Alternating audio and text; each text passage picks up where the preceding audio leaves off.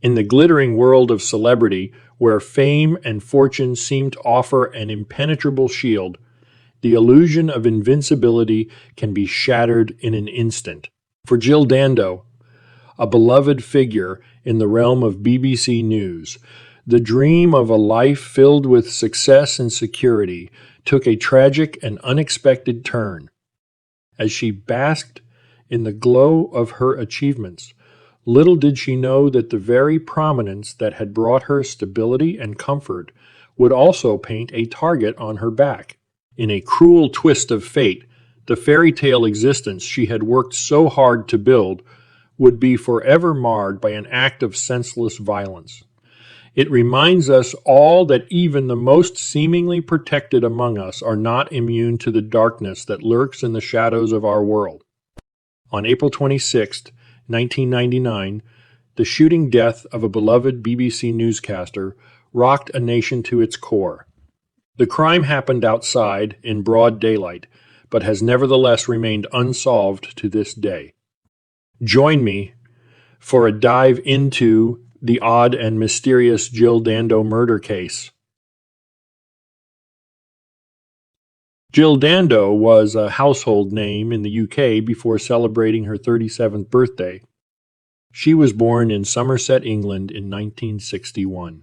She went on to study journalism at the South Glamorgan Institute of Higher Education. She then took a job as a reporter for the local Western Mercury. Eventually, she landed a gig as a print reporter for the BBC. She soon started taking on opportunities to present the news on television, and in 1988 she received an offer to join the BBC National News broadcast team. With her warm nature, bright smile, and impeccable fashion sense, she was soon a popular and beloved public figure. She eventually went on to host several BBC News and talk show programs, including a popular true crime show called Crime Watch. Jill recently became engaged to a doctor named Alan Farthing and had moved into his home in Chiswick. She was in the process of selling her own home at 29 Gowan Avenue in Fulham. The future looked bright. On the morning of the 26th, Jill left her fiancé's home and drove back to Fulham. She stopped for gas and then did a little shopping, picking up groceries and other items. Around 11:30 a.m., she parked her car and walked up the front path to her door. There has never been any evidence to suggest that anyone followed her home that day. Someone met her at the doorstep, shooting her once in the head. The neighbor heard her car alarm and a scream, but never heard a gunshot. The neighbor waited 15 minutes before going to check on Jill. The neighbor likely did what most of us do when we hear weird, unexpected sounds in our neighborhoods. Try to figure out if the sound meant trouble or if it was just someone horsing around. The neighbor ultimately called emergency services when they found Jill dead. Even though she was clearly deceased, a medical team tried to revive her before bringing her to the hospital. Jill Dando was confirmed dead at 1:03 p.m. She'd been shot at point-blank range. The news shocked the nation. Gun violence is rare in the UK, and it's especially scarce in neighborhoods like Fulham. Witnesses later said they saw a man with dark hair running down the street and wearing a suit. Some said they saw a handgun. Many noted that he was a middle-aged man with a swarthy Mediterranean complexion. Soon the suspect was given a nickname by the media. They called him Man X. The emergency services team had good intentions, but they left the crime scene hopelessly contaminated. There were 8 people present, including 3 doctors. They left shoe prints, clothing fibers, and their own DNA all over the scene. Detective Chief Inspector Hamish Campbell, originally the lead detective on the case, was frustrated that they didn't just declare Jill dead at the scene and seal it up for examination. It's possible Jill's fame caused the medical team to hold out hope well beyond the point where it was reasonable to do so. Police were able to rule out robbery as a motive right away. Jill was wearing expensive jewelry and a pricey watch. The killer took neither of those items. He didn't even try to take off with her BMW, though her keys were still in her hand. The public rushed in to help and swiftly overwhelmed investigators with tips. Some of those tips were useful, but most of them were red herrings and dead ends. Over 2,000 individuals were named as potential suspects. The police ended up taking over 2,400 statements and tracing 1,200 vehicles. Police released a composite sketch of Man X, a move that some investigators later called a mistake, as it mainly resulted in useless tips from a public eager to help. They also released details about a vehicle of interest. It was a metallic blue Range Rover that they thought might have been a getaway car that had failed to show up on time. Shortly after Jill's murder, the BBC received a call. The caller appeared to be a Serbian. Police took this call very seriously, and here's why. On April 23, 1999, just days before Jill's murder, British and U.S. warplanes bombed the Radio-Television Serbia building in Belgrade. The bombing killed 16 of the news organization's employees. The UK and the US claimed the bombing was justified because the station was part of the Serbian propaganda machine. Justified or not, the bombing drew outrage. The caller said, "Your Prime Minister Blair butchered innocent young people. We butcher back." If you'd like more context about the Yugoslav wars, I'll link some coverage of it in the story notes. It may seem like the idea of a Serbian hitman killing Jill Dando sounds far-fetched. If so, you're not alone. But don't discount the possibility just yet. There's more to come later in the story. Forensic examination of the shell casing and the bullet suggested the murder weapon was a 9mm, one that was perhaps modified. At first, the weapon seemed to point away from the theory that the killer was a professional. Though initial theories had the killer using a silencer to shoot Jill, the weapon itself seemed to be a modified starting pistol or a reactivated firearm with a low muzzle velocity. Police doubted any such gun could have come from a hitman. But there was reason to believe the modified starter pistol theory was incorrect. To understand why, you need to learn just a little bit about 9mm guns. There are two types of 9mm ammunition. One is called the short, and the other is called the parabellum. Both terms relate to the length of the casing. The short has a 17mm casing length. A parabellum round has a 19mm casing. The longer parabellum round is more common, and it's a popular choice for police officers and militaries worldwide, but Jill was killed by the less powerful 9mm short. A 9mm short could be the modified starter pistol that the police thought they were looking for. The cartridge bore crimping scratches. At the very least, someone had used a tool on the cartridge, perhaps to tighten the gun's grip on the bullet. But a 9mm short could also be a Beretta or a Walther PPK. These small handguns have been used in several other overseas assassinations. A Serbian professional might well have chosen such a weapon. Finding the murder weapon would help. Police think it's somewhere at the bottom of the River Thames. There's a good chance it will never be located.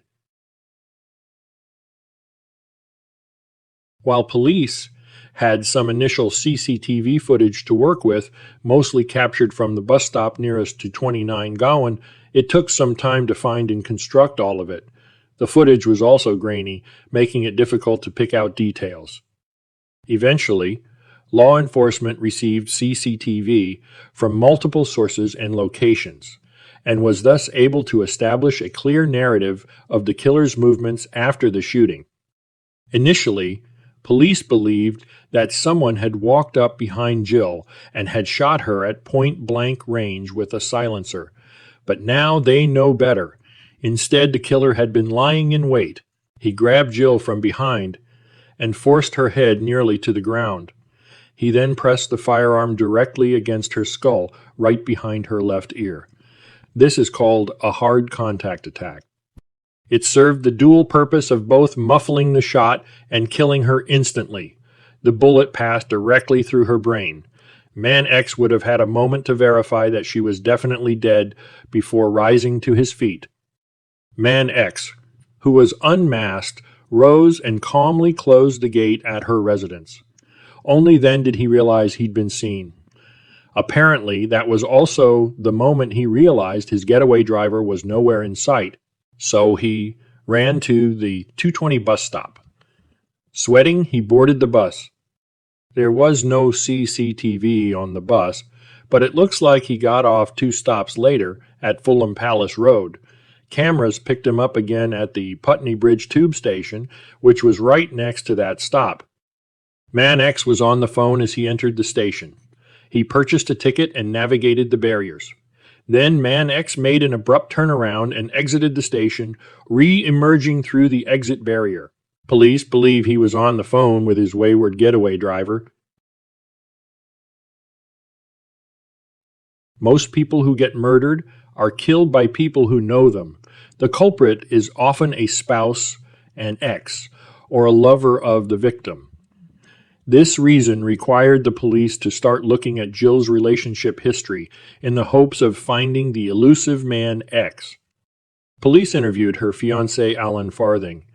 They also interviewed Jill's ex-partner, Bob Wheaton, who was a BBC Breakfast News editor.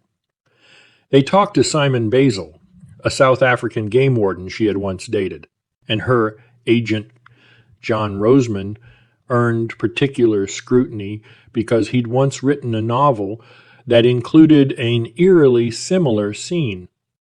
Investigators went after every romantic fling she'd ever had, and any person she'd ever dated. They even looked at a Russian crime lord who was allegedly besotted with Jill on the theory he could have had her killed for rejecting his advances. Every single man on the list had an alibi. They even had to clear the Russian crime lord. As wrongful convictions go, Barry George does not cut a particularly sympathetic figure. Barry was the local weirdo. He'd already been convicted of an attempted rape at one point. He'd tried out a career as a stuntman, only to fail, and he often went around using various pseudonyms so he could claim to be related to multiple rock stars, like Queen's Freddie Mercury. Once, police found Barry hiding in the bushes at Kensington Palace. He was wearing khaki, carrying a knife, and holding a length of rope. Barry knew how to shoot. He'd spent nearly a year in the Territorial Army before he was discharged in November of 1982. Multiple women had complained that he'd either bothered them or stalked them. So when police searched his house and found no fewer than 4 copies of the Jill Dando memorial issue of the BBC in-house magazine called Ariel, they took a good close look at Barry. What they found was a microscopic particle in one of his pockets, one that could have been a ballistic match for the murder weapon. The particle and Barry's history were more than enough to put him away for 8 years. And during those years, Britain considered the Jill Dando case closed. But Barry's sister didn't believe it was him, and neither did his lawyer, William Clegg. For one thing, it seemed highly unlikely that Barry had the intelligence to pull off such a clean one-shot kill and get away.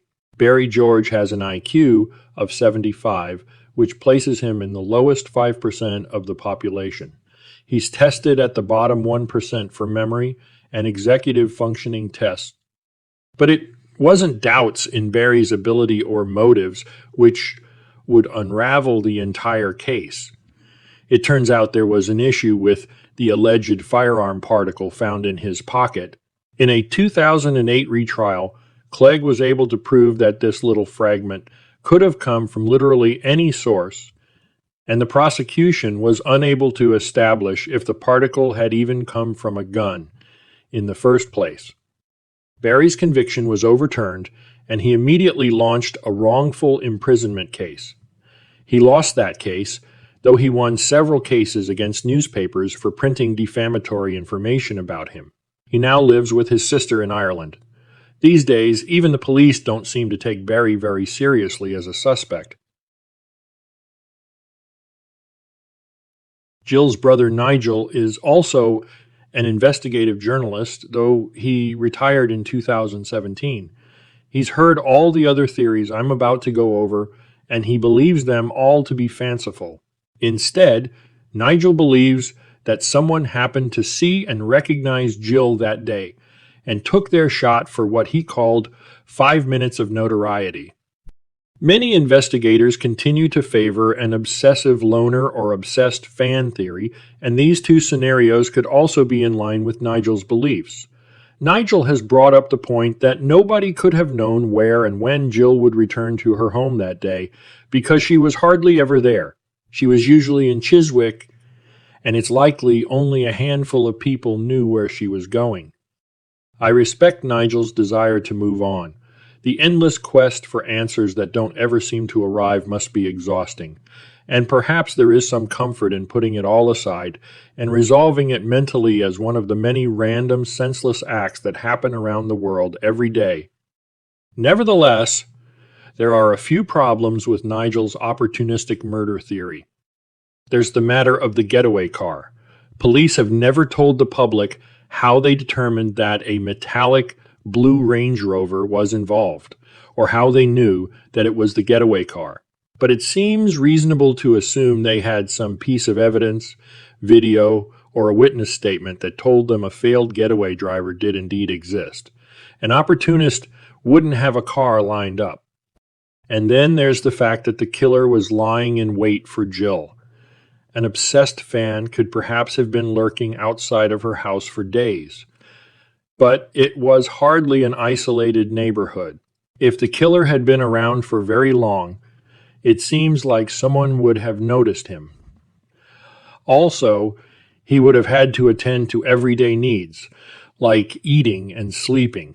If this opportunistic stalker had been waiting for days, he would have had to leave and return to the property multiple times without being noticed. Is the Range Rover a red herring? Is Nigel correct? Could Man X truly be some random individual who just wanted 5 minutes in the spotlight? If so, why did the only attempt to take credit for the murders come from a Serbian claiming it was a retaliation killing? Anyone involved with true crime shows like mine fantasizes about somehow helping to solve the crimes we cover. However, for the BBC true crime show, Crime Watch, which ran from 1984 to 2017, the fantasy was reality. The show is credited with helping to solve some of Britain's most notorious crimes, including the murder of James Bulger, the murder of Sarah Payne, and more. It was natural for police to wonder if someone who Jill had helped put behind bars was behind her murder. Detectives investigated and ruled out 30 criminals whom Crime Watch had helped to put away. They even spoke to members of organized crime rackets and professional hitmen who might have known of the crime. But as far as I know, they couldn't tie a single Crime Watch suspect to the scene of Jill's murder. Many had an alibi by virtue of being in prison on the day the murder was committed. However, it doesn't seem like investigators have ruled out the criminal revenge theory entirely. Does this theory make sense to you? Is it possible investigators missed someone or something while working on this angle? Do you suspect a friend or family member of a jailed suspect? The phone call to the BBC that took credit for the murders brought the Serbian Hitman narrative into the mix early, and a debate began to rage about whether the killer was a professional. But here's why some investigators think the criminal was definitely not a professional killer. First, many of the hitmen the police interviewed expressed disdain for the killer's method. They said they'd never trust a single bullet to kill a mark. It seems that double tapping is more than a Hollywood concept. It's the way most of the world's hitmen prefer to operate. Of course, the manner of Jill's murder hardly required a double tap. As mentioned, she died instantly, and the killer would have had time to verify that fact. Also, most professionals won't leave evidence, like a shell casing at the crime scene. And few professional killers would approach a victim in broad daylight, especially without wearing gloves or a mask. But just as investigators had decided to discard this theory of a professional killer, a new break came in the case. On April 22, 2024, a facial comparison expert named Emi Polito reviewed the CCTV evidence, and he gave police the name of an actual suspect. It wasn't just a nameless theoretical Serbian hitman, but an actual Serbian, a man named Ulimek. He was the former commander of the Serbian State Security Unit for Special Operations.